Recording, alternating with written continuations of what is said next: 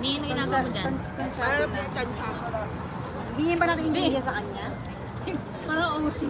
May nausi.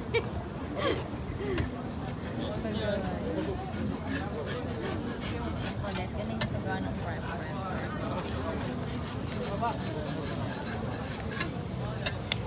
Ay, yung nilagay niyo sa ibabaw, cheese. Cheese muna ako sa ano. Honey, okay. Akala ko part ng ano yun. Ano Part yan? yun Anong ng... inuusi? Hindi na tayo kung business sa Pinas. Nilinegosyo na natin. Tatanungin natin sa kanya yung ingredients. Ingredients. Ginugulo niyo si ano ah. Parang hindi matigas yan ah. Tigas ba? Nasira. Ano gusto mong tigas? Oy pre! Gusto niyo yung matigas na matigas.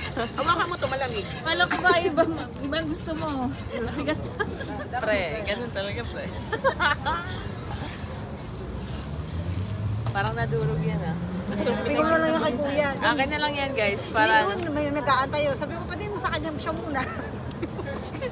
Ay, Hindi ko yan sa apelido Chua dyan. Akin muna ba yan guys? usi Gutom to. na gutom yun. May ano na, usi ka? Ay! Pinag ano-ano? Minurder